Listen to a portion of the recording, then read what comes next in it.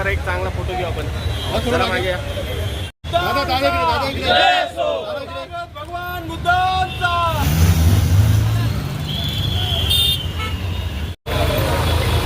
आस्ती का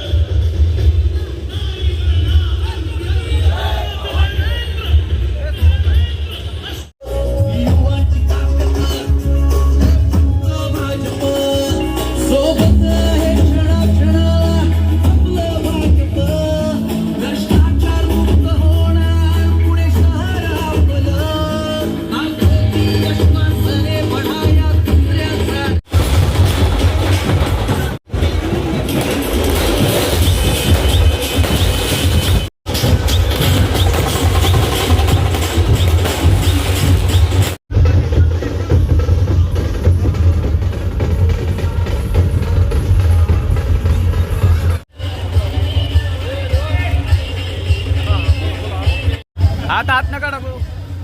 बंदूक कुठे आहे?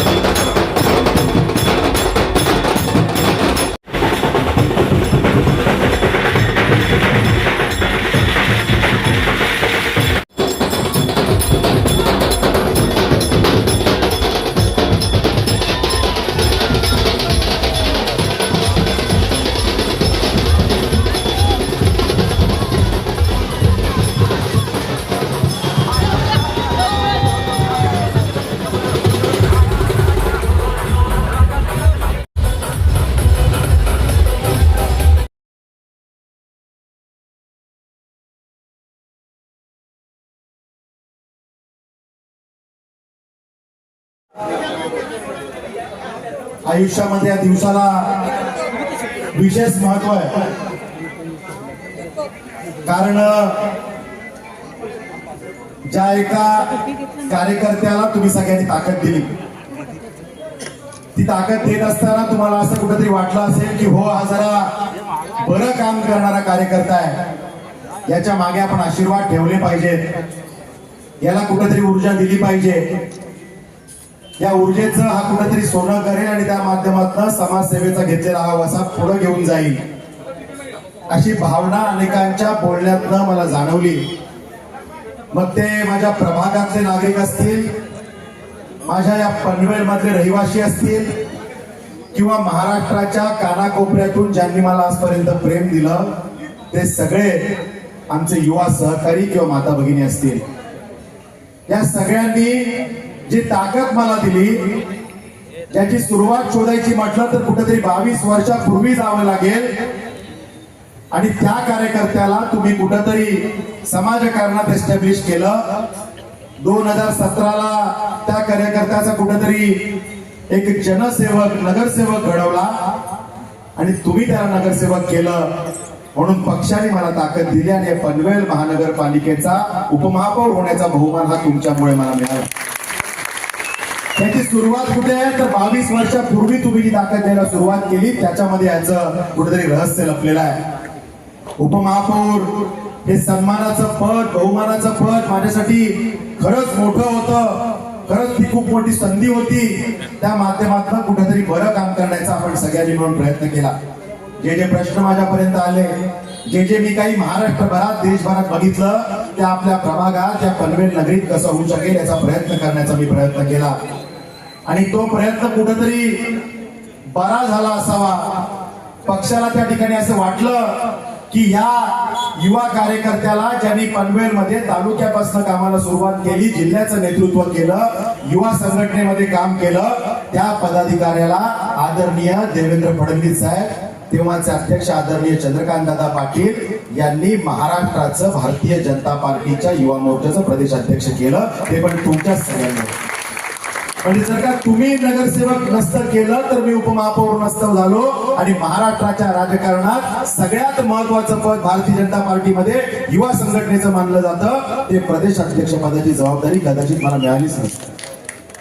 ती जबाबदारी मिळू शकली तुमच्या आशीर्वादामुळे. त्या जबाबदारीला न्याय देण्याचा कुठेतरी प्रयत्न केला. राज्यात सत्ता नव्हती, युवांचे असंख्य प्रश्न होते, विद्यार्थ्यांचे असंख्य प्रश्न होते, रोज त्याला वाचा फोडण्याची गरज होती. या महाराष्ट्रामध्ये तुमच्या सदिच्छांच्या जोरावर आणि माझ्या युवा सहकाऱ्यांच्या ताकदीवरती महाराष्ट्रात 75 मोठी आंदोलनं करण्याचं काम आपण त्या ठिकाणी केलं.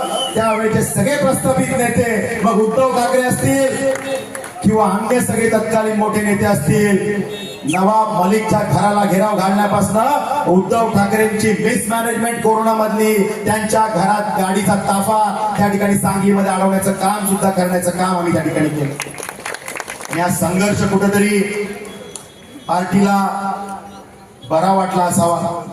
जे त्या ठिकाणी नेते मंडळींनी सांगितलं, त्यांची जी विजन होती, कधी सांगितलं सुद्धा नाही तरी सुद्धा ती विजन आम्ही ओळखली आणि त्या पद्धतीनं पार्टीला जे अपेक्षित आहे, नेतृत्वाला जे अपेक्षित आहे ते करण्याचा प्रयत्न केला. 2 वर्षाची युवा मोर्चाची कारकीर्द होती, सत्ता नव्हती, संघर्षाचा काळ होता. संघर्ष केला, अनेक गुन्हे दाखल झाले पण ते गुन्हे अंगावर घेतले. मग एमपीएससीच्या विद्यार्थ्यांचा पुण्यातला प्रश्न असेल किंवा आमचे संगणक परिचालक असतील जे महाराष्ट्रभरात आझाद मैदानावर त्या ठिकाणी उपोषणाला बसले होते, त्या ठिकाणी त्यांना न्याय मिळवून देण्याचा प्रश्न असेल, असे अनेक प्रश्न सोडवण्याचं काम त्या ठिकाणी केलं. आणि म्हणून आदरणीय फडणवीस साहेब, तेव्हाचे आमचे प्रभारी चंद्रशेखर बावनकुळे साहेब, तेव्हाचे प्रदेशाध्यक्ष चंद्रकांत दादा पाटील यांनी ताकद दिली, प्रेम दिलं आणि त्या ठिकाणी युवा मोर्चाचा अध्यक्ष असतो तो पुढच्या वेळेच्या टर्म मध्ये त्याला कुठेतरी जिल्ह्यामध्ये पाठवतात, पुन्हा जिल्ह्याचा अध्यक्ष करतात किंवा जरा काम बरंच वाटलं तर राज्याचा सचिव वगैरे करून त्याला सन्मान देण्याचा प्रयत्न केला जातो. पण पार्टीनं जे भरभरून दिलं त्याला खऱ्या अर्थानं उपकार म्हणू शकतो की भारतीय जनता पार्टी सारख्या इतक्या विशाल मोठ्या पार्टीमध्ये पार्टीचा महासचिव होणं हे अवघड असतं. पण भारतीय जनता पार्टीने मला राज्याचं महासचिव, म्हणजे जे नाव फायनल होण्यासाठी पर्याय पाठवले जातात आणि दिल्लीतून त्या नावाची फायनलायझेशन त्याचं होतं, अशा पदावरती पार्टीनं त्या ठिकाणी आपल्याला बसवलं आणि पार्टी महासचिव, संपूर्ण भारतीय जनता पार्टीचा राज्याचा महासचिव करण्याचं काम केलं.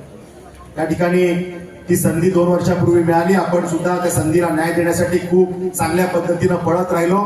महिन्यातले 22-23 दिवस प्रवास करून प्रसंगी कुटुंबाकडे दुर्लक्ष, घरी कदाचित मी वेळ देऊ शकलो नाही, कुटुंबाला कदाचित वेळ देऊ शकलो नाही.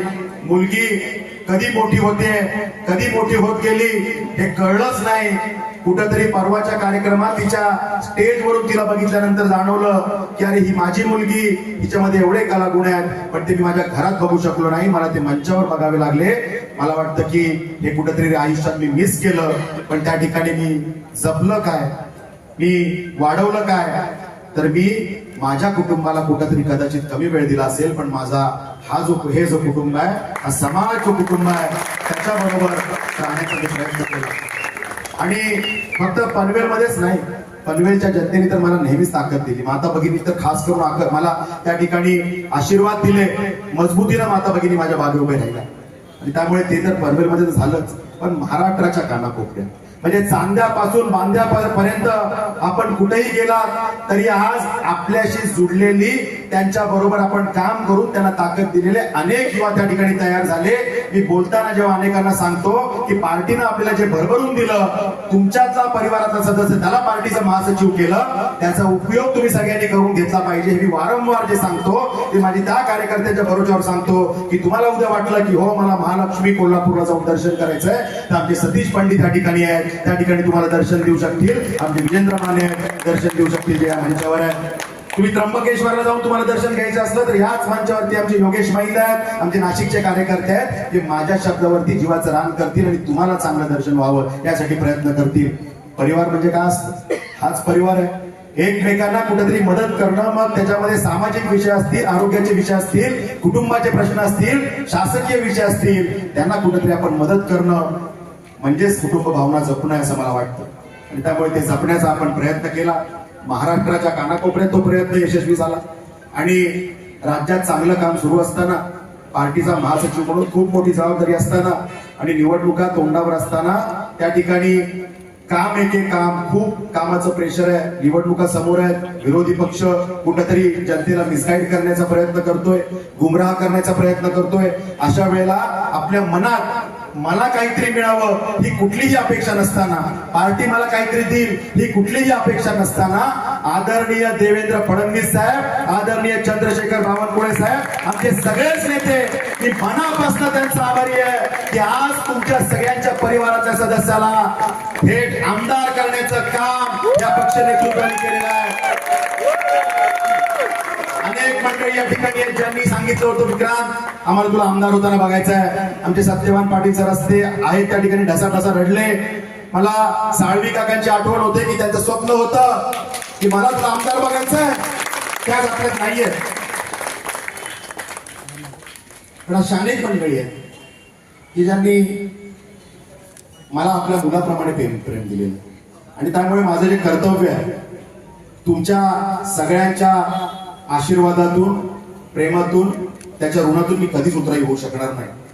पण ही जी काही ताकद आपल्याला पार्टीने दिली ती ताकद आपल्याला सगळ्यांना मिळून वाढवायची आहे.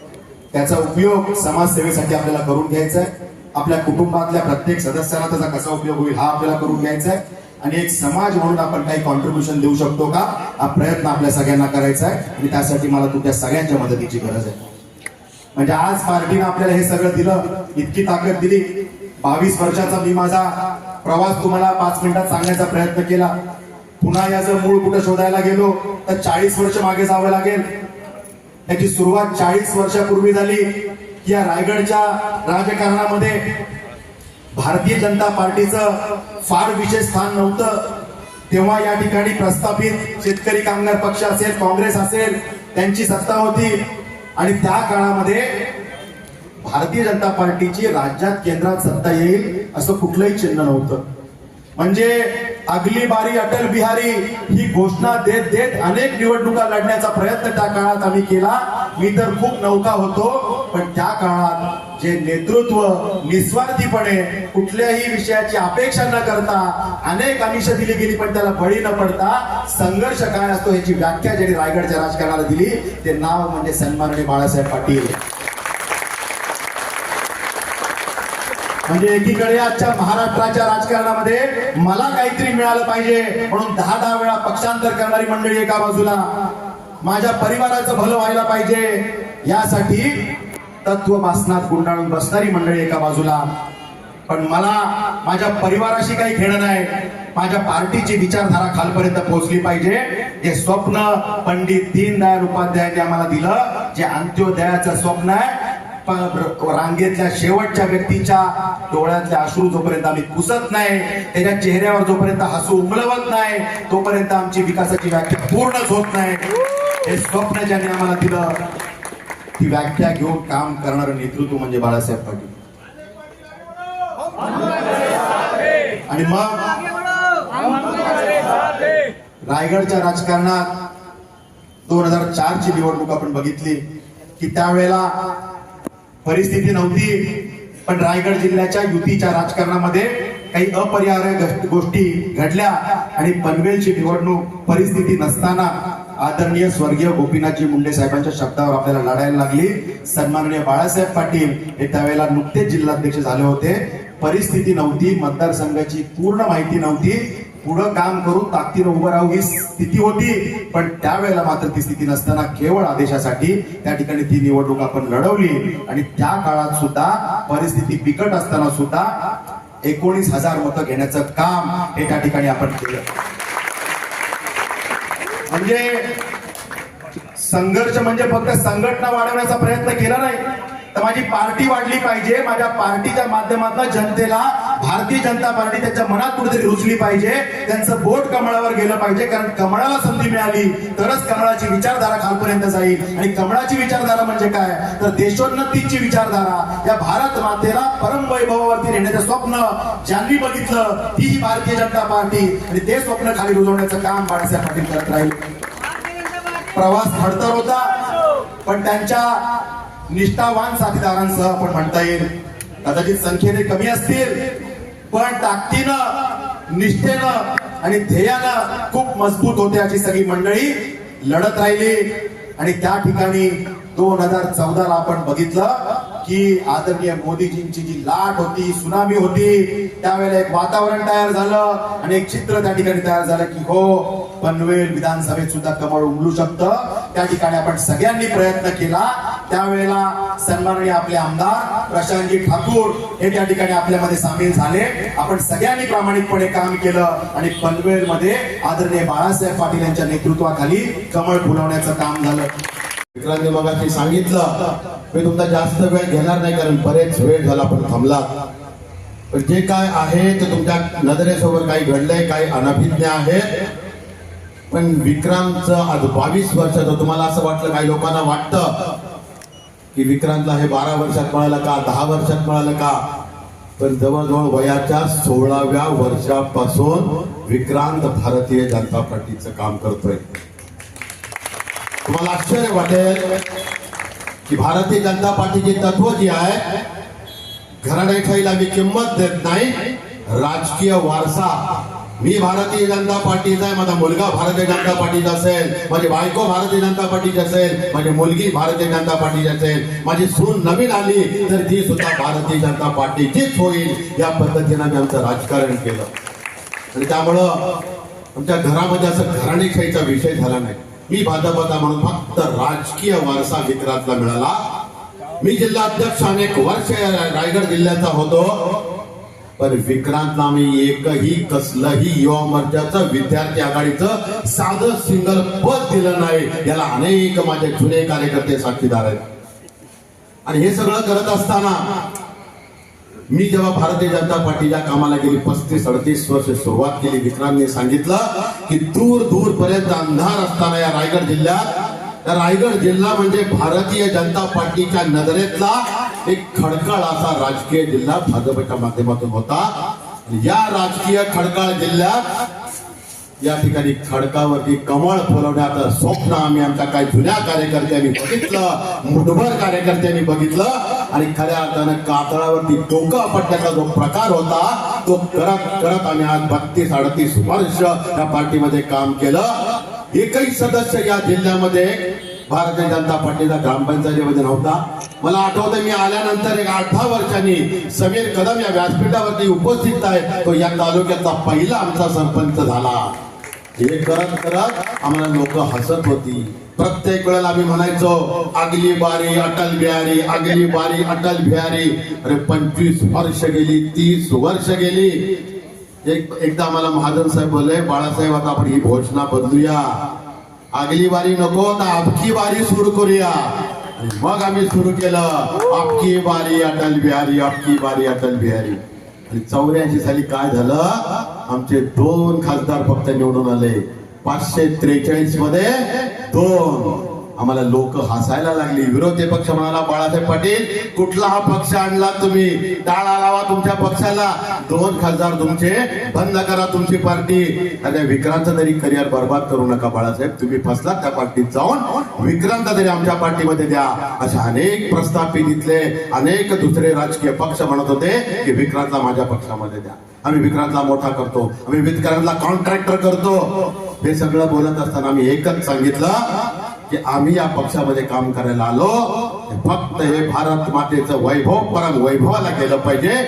हा देश विश्वामध्ये सामर्थ्यवान झाला पाहिजे, यासाठी आम्ही या भारत मातेच्या सेवेसाठी या पक्षाची विचारधारा तळागाळापर्यंत पोहोचवायला आलो. मला कुठल्याही पदाची अपेक्षा नाही. आणि गेली सातत्यानं 25 वर्ष आम्ही दूर दूरपर्यंत अंधकार असताना आम्ही काम करत राहिलो. आणि नंतर विक्रांत 16 वर्षाचा असताना, 17 वर्षाचा असताना कॉलेजमध्ये त्याला असं वाटलं की माझा बाप राजकारणामध्ये, मी थोडंसं राजकारण करावं, पण मी त्याला कुठलं पद दिलं नाही. पण कॉलेजमध्ये असताना सुद्धा पार्टीनं त्या स्पार्क त्याचा ओळखला आणि विक्रांतला मला न विचारता या जिल्ह्याचं विद्यार्थी आघाडीचं अध्यक्षपद दिलं. मी विचार केला, अरे मी एकटा या पक्षामध्ये आहे, बिझनेस करून मला ही पार्टी, माझं घरदार पण सांभाळायचं आहे, समाज जरी माझं घर असलं तरी शेवटी उपाशी पोटी राजकारण करता येत नाही. पण विक्रांतला जेव्हा हे पद पक्षाने दिलं आणि मी गडकरी साहेबांच्या बरोबर मुरुड किंवा अनेक कार्यकर्ते ते उपस्थित, नाना माले अनेक इथे कार्यकर्ते आहेत, व्यासपीठावरती कार्यकर्ते आहेत, सगळे गेलो आम्ही त्या मुरुडला आणि मी बघतोय तर हा 17 वर्षाचा विक्रांत त्या ठिकाणी कॉलेजच्या अनेक गाड्या भरून माझ्या समोर उभा आहे. मी विचार केला, अरे विक्रांत तू कॉलेज करतोयस की राजकारण करतोय? विक्रांतने सांगितलं मला एक जबाबदारी दिली, मला जबाबदारी नाही दिला पाहिजे. तर मग म्हटलं कॉलेज तरी पूर्ण होऊ दे. कसं तरी कॉलेज पूर्ण केलं, IT इंजिनियर झाला.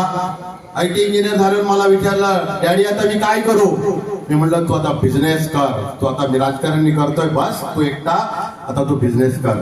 आणि विक्रांतने बिझनेसला सुरुवातीला एका दुसरं वर्ष हे काम करता करता 2च वर्ष बिझनेस केला. अख्ख्या आयुष्यात आतापर्यंत 2च वर्ष. पहिल्याच वर्षी या देशाचा राष्ट्ररत्न पुरस्कार दिल्लीमध्ये विक्रांत. दुसरं वर्ष गेलं, दुसऱ्या वर्षी त्या ठिकाणी उद्योग रत्न पुरस्कार पुन्हा दिल्लीमध्ये केला.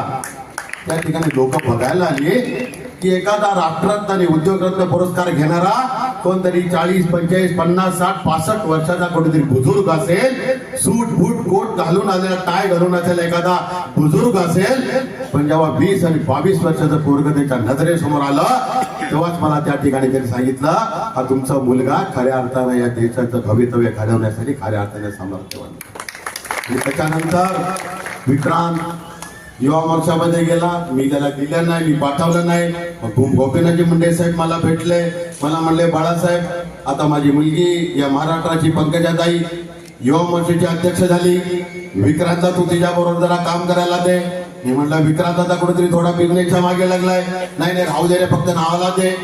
नावासाठी मी काम करणारा विक्रांत नाही, जर जबाबदारी दिली तर त्याला न्याय देणारा हा कार्यकर्ता आहे. आणि त्या माध्यमातून विक्रांतला पंकजाताईंच्या बरोबर असेल 3-3.5 वर्ष, टिळेकरांच्या बरोबर असेल 3.5 वर्ष या युवा मोर्चाचा सचिवपद असेल. त्या ठिकाणी संभाजीराव निलंगेकर कामगार मंत्री आपले होते, त्यांच्या बरोबर जवळजवळ 3-3.5 वर्ष त्या ठिकाणी महासचिव म्हणून असे 12 वर्ष जवळजवळ या महाराष्ट्र पिंजून काढला. गावन गाव खेडन खेड कार्यकर्ता जाणणारा एक छोटा कार्यकर्ता, कमी वयाचा कार्यकर्ता आमच्या भारतीय जनता पार्टीने हरला. आणि आमच्या देवेंद्र फडणवीस आणि आमच्या बावनकुळे साहेब आणि चंद्रकांत दादांनी विचार केला आणि मला बोलले, बाळासाहेब तुझ्या पोरामध्ये स्पार्क आहे, मला युवा मोर्चाचा विक्रांतला अध्यक्ष करायचा आहे. लक्षात घ्या, भारतीय जनता पार्टीमध्ये जर आमदार असेल तर तो युवा मोर्चाचा अध्यक्ष होऊ शकतो. पण विक्रांत आमदार नसताना सुद्धा तुमच्या ताकदीवरती फक्त नगरसेवक आणि नंतर उपमहापौर एवढ्याच बेरजेवरती विक्रांताच्या ठिकाणी युवा मोर्चाचं अध्यक्ष पद देवेंद्र फडणवीस साहेबांचे अनेक तिथे प्रोजेक्ट होते, नवीन कल्पना होत्या, ड्रीम प्रोजेक्ट होते. भरघोस पद्धतीनं ताकदीनं विक्रांतने जेव्हा यशस्वी केले, देवेंद्र फडणवीस एकदा भेटले, बाळासाहेब हे पूर्व कुठं जात आहे ते बघ. आणि नंतर विक्रांत या महाराष्ट्राचा ज्या दुसऱ्या पार्ट्यांमध्ये 4-4, 5-5 करोड खर्च करून युवा मोर्चाचं अध्यक्षपद घ्यावं लागतं, पण माझ्या भारतीय जनता पार्टीला विक्रांतच्या फक्त कर्तृत्वावर आणि परफॉर्मन्सवरती या महाराष्ट्राचं युवा मोर्चाचं अध्यक्षपद त्यांनी घेतलं. फक्त 3च वर्ष गेली, त्याच्यानंतर लगेच पुन्हा त्याला पिकअप दिला आणि या महाराष्ट्राचा फादर बॉडीचा महासचिव म्हणून विक्रांतची त्या ठिकाणी नियुक्ती झाली. सगळ्यांना वाटत होतं विक्रांत महासचिव झाला, विक्रांत इथे नगरसेवक होता, पण हे सगळं जे घडलं ते तुमच्या सगळ्यांच्या ताकदीवरती घडलं, तुमच्या आशीर्वादावरती घडलं. काल जेव्हा दिल्लीवरून विक्रांतचा फोन आला, मी ठाण्याच्या बीजेपीच्या मीटिंग मध्ये होतो, अनेक गोव्याचे खासदार आणि गुजरातचे खासदार त्या ठिकाणी होते. विक्रांत मला विमानात बसताना फोन आला की डॅडी बहुतेक मला पक्ष आमदारकीची संधी देतोय, मी आता विमानात बसतोय, मला बोलता येणार नाही, 2 तास मी मुंबईला उतरल्यावर तुमच्याशी बोलेन. एवढा बोलल्यावर मी तिथे कुठलीही बातमी लीक केली नाही. म्हणलं खरं खोटं आपण बघून घेऊ. आणि खऱ्या अर्थानं जेव्हा मी तो विमानातनं उतरेपर्यंत 2 तास गेले, पण तोपर्यंत टीव्हीला त्या स्क्रिप्ट आल्या, पट्ट्या आल्या, बातम्या आल्या आणि अनेक हजारो लोकांचे मला फोन आले. आणि फोन करताना माझी प्रत्येक भगिनी, माझी प्रत्येक माऊली डोळ्यात पाणी आणून रडत होती, विक्रांत बाळासाहेब पाटील तुमचा मुलगा आमदार झाला. ऐकताना माझ्या डोळ्यामध्ये पाणी आलं. की खऱ्या अर्थानं लोक इतकं विचार करून बसली होती की विक्रांत आमदार कधी होईल, आणि प्रत्येकाचे फोन विक्रांत इथं मुंबईला पोहोचेपर्यंत मला हजारो फोन आले. माझ्याबरोबर अनेक लोक होती, जवळजवळ 1000-1500 मिस कॉल माझ्या मोबाईलमध्ये आले. आणि म्हणूनच मी एवढंच सांगतो की हे सगळं जे मिळालं हे तुमचा हा बेस जो आहे, एक नगरसेवक हे तुम्ही घडवलं, प्रेम तुम्ही दिलं. आज हा रायगड जिल्हा सुद्धा अनेक माझे जुने कार्यकर्ते माझ्या नजरेसमोर आहेत की जे आजही ज्यांच्या घरात black and white Atal Bihari Vajpayee आणि त्या ठिकाणी अडवाणींचे फोटो आहेत, पण त्या बिचाऱ्या माझ्या कार्यकर्त्याला अजून काही भरभरून काही मिळालं नाही. पण आज मी विक्रांतच्या माध्यमातून सांगतो की पाटील आपलं दुःख नीटपणे कळवायचं काम विक्रांत करेल आणि सगळ्यांना प्रवाहामध्ये घेऊन समाजाचं दुःख पोचण्याचं काम विक्रांतच्या माध्यमातून करू. आणि जे तुम्ही निवडून दिलेला आमदार आहे, तुमच्या घरातला आमदार आहे, तुमचा छोटा भाऊ आहे, तुमचा मुलगा आहे, या माध्यमातून तुम्ही त्याला भरभरून आशीर्वाद द्या. आणि प्रत्येक वेळेला जे पण काय असेल तो विक्रांत तुमच्या पुढे नतमस्तक होऊनच विनंतीने काम करेल. एवढं त्या ठिकाणी सांगतो आणि थांबतो. जय हिंद, जय महाराष्ट्र. भारतीय जनता पार्टीच्या या सगळ्या प्रवासात एक सामान्य कार्यकर्ता म्हणून कामाला सुरुवात केलेला मी एक प्रतिनिधी आहे. वयाच्या 16व्या वर्षी जेव्हा या समाजकारणात काहीतरी रोल प्ले केला पाहिजे, त्यातून राजकारणात युवा आणि विद्यार्थ्यांचे असलेले काही प्रश्न ते आपण सोडवू शकतो का, त्याला वाचा फोडू शकतो का, कॉन्फिडन्स फार नव्हता. पण त्या सगळ्या परिस्थितीमध्ये युवा क्षेत्रात जागा शोधण्याची प्रयत्न करणारा एक कार्यकर्ता, अशा पद्धतीनं कामाला मी सुरुवात केली. आणि त्यामुळे राजकारणात काहीतरी पद मिळावं यासाठी मी किंवा माझ्या परिवाराने कधीच काम केलं नाही.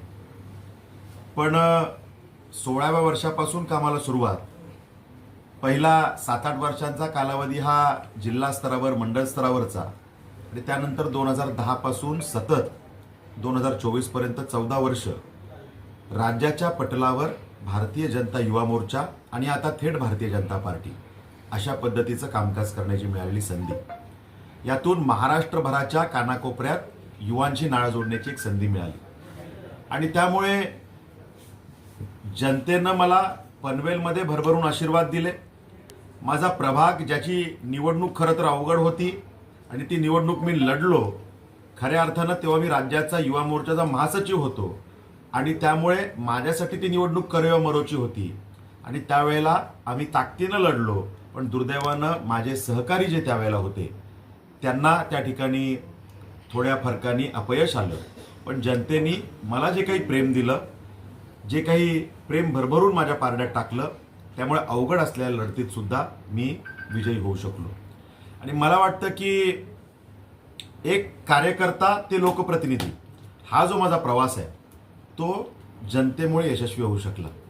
आणि त्यामुळे जनतेसाठी काम करणारा कार्यकर्ता आणि जनतेनं त्याला केलेला लोकप्रतिनिधी, हा जो एक विषय आहे, हे जे काही बॉन्डिंग आहे, त्या माध्यमातून मला पार्टीनं पुढं ताकद दिली आणि उपमहापौर केलं. आणि त्यामुळे उपमहापौर जेव्हा केलं तेव्हापासून माझ्या डोक्यात एक विचार नक्की आहे, नगरसेवक झालो तेव्हापासून एक विचार नक्की आहे की नगरसेवक आपण कधीच असणार नाही, आपण जनसेवकच असणार. आणि जनतेनं दिलेल्या प्रेमाच्या सगळ्या विषयातून आपण कधीच उतराई त्यांच्या ऋणातून होऊ शकत नाही. त्यामुळे सातत्याने त्यांच्यासाठी काम करण्याचा मी प्रयत्न केला. त्यातून पुढे आपण विचारलं की उपमहापौर, ती काम करण्याची एक संधी होती, ताकदीनं काम करण्याचा प्रयत्न केला. काय 4 गोष्टी अभिनव करू शकतो तो प्रयत्न केला. उपमहापौर म्हणून जी काही ताकद होती त्या माध्यमातून माझ्या प्रभागात काही प्रकल्प आणता येतील का तो प्रयत्न केला. मग त्यामध्ये आमच्या वडाळे तलावासारखा एक अप्रतिम प्रोजेक्ट आपल्या प्रभागात येणं, किंवा रस्ते सगळे आमचे कॉन्क्रीटचे होणं, आमची उद्यानं विकसित होणं, त्या ठिकाणी दिवाबत्ती कचऱ्याची व्यवस्था लागणं. शेवटी नागरिकांना लोकप्रतिनिधींकडून काय पाहिजे असतं, ते कधीच म्हणत नाहीत माझ्या घरावरती सोन्याचे पत्रे टाकून द्या का आमच्या घराला सोन्याच्या विटा लावा.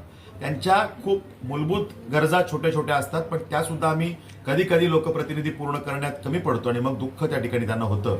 मी पहिल्या दिवसापासून हे ठरवलं होतं की या गोष्टीत आपण कमी पडायचं नाही. आणि त्यामुळे तो माझा कालावधी सेवा कार्याचा राहिला. कायमच त्या कालावधीमध्ये मी किती चांगल्या पद्धतीनं काम करता येईल हा प्रयत्न केला. आणि त्यामुळे जे काही पुढे माझ्या पदरात पडलं, भारतीय जनता पार्टीच्या युवा मोर्चाचं राज्याचं प्रदेशाध्यक्षपद, हे पार्टीने खूप मोठी ताकदीची जबाबदारी मला दिली. साहजिक असा एक विषय भारतीय जनता पार्टीचा होता की आजपर्यंतच्या इतिहासात आमदार, माजी मंत्री दर्जाचा व्यक्ती युवा मोर्चाचा प्रदेशाध्यक्ष राहिला होता. पण त्यात पहिल्यांदा कुठंतरी बदल करून आदरणीय फडणवीस साहेब असतील, तेव्हाचे अध्यक्ष चंद्रकांतदादा पाटील असतील किंवा तेव्हाचे माझे प्रभारी बावनकुळे साहेब असतील, यांनी त्या ठिकाणी विचार केला की विक्रांत पाटील, त्याला राज्याच्या युवांशी त्यांची नाळ जुडलेली आहे, त्याला राजकारणाची भौगोलिक स्थिती सगळी माहिती आहे, सांस्कृतिक स्थिती माहिती आहे, याला ताकद दिली पाहिजे. आणि मग त्यावेळेला जेव्हा विषय समोर आला की तो आमदार हा विषय, तेव्हा त्या ठिकाणी तो आमदार नसलं तर काय झालं, त्याला प्रशासनाची जाण आहे, कारण तो उपमहापौर राहिलेला आहे. या विषयाला अनुसरून मला त्या ठिकाणी प्रदेशाध्यक्षपदाची सुद्धा जबाबदारी मिळाली. त्यामुळे तिथे काम करत असताना पुन्हा चांगली संधी होती, मेहनत घेण्याचा त्या ठिकाणी चान्स होता, खूप घेतली, अनेक आंदोलनं झाली. तो काळ राज्याचा विरोधी पक्षात आम्ही त्या ठिकाणी होतो, त्यामुळे संघर्षाचा काळ होता. महिन्यातले 22-23 दिवस रस्त्यावर उतरून काम करण्याचा आम्ही सगळ्या सहकाऱ्यांबरोबर प्रयत्न केला. त्यात कोरोनासारखं संकट होतं, त्यामुळे ते आणखीन चॅलेंज होतं. त्यात सुद्धा आपण कुटुंबाची पर्वा न करता पूर्णपणे रस्त्यावर राहून त्या ठिकाणी काम केलं. आणि त्यामुळे जे काही सेवा कार्य करण्याची संधी मिळाली, त्यातून जनतेच्या हृदयात स्थान प्राप्त करण्याची सुद्धा संधी मिळाली. शेवटी जनता तुम्हाला आशीर्वाद कधी देते, जेव्हा तुमचं 1-to-1 इंटरॅक्शन त्यांच्याबरोबर असतं आणि त्यांना खात्री असते की हो, हा व्यक्ती माझ्या परिवारातला सदस्य असल्यासारखा आहे, की जेव्हा त्यांना खात्री होते तेव्हा ते आशीर्वाद तुम्हाला देतात. आणि त्यामुळे उपमहापौरपदाचा कालावधी असेल तो चांगल्या पद्धतीने काम केल्यानंतर राज्याचा अध्यक्ष आणि त्यानंतर थेट भारतीय जनता पार्टीचं राज्याचं महासचिव पदाची जबाबदारी, ही पण प्रचंड मोठी जबाबदारी पार्टीनं माझ्यावर दिली. त्यामुळे मला पार्टीच्या या सगळ्या ऋणातून मी कधीच उतराई होऊ शकत नाही. त्यांनी जी काही ताकद दिली, आदरणीय फडणवीस साहेब असतील, आदरणीय बावनकुळे साहेब असतील, आदरणीय चंद्रकांत दादा असतील, आदरणीय रवींद्र चव्हाण साहेब असतील, आदरणीय आमचे सगळेच नेते, खरं तर सगळ्या पहिले आमचे 10 नेते आहेत, त्यांची नावं आवर्जून घ्यावी लागतील. आणि जे काही पुढचे सगळे नेते आहेत त्यांनी सुद्धा प्रत्यक्ष अप्रत्यक्ष पद्धतीनं मागच्या 22 वर्षात, मी 22 वर्ष जे काही राज्याच्या राजकारणात काम करतोय, त्यामध्ये प्रत्यक्ष अप्रत्यक्ष प्रत्येकाने माझ्यासारख्या कार्यकर्त्याला घडवण्याचा प्रयत्न केला.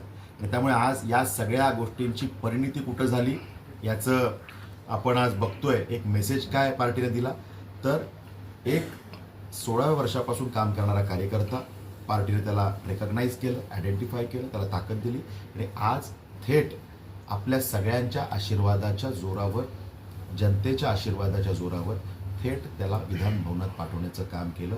आणि आज आमदार हा बहुमान माझ्या पक्षाने, माझ्या पक्षश्रेष्ठींनी मला दिला.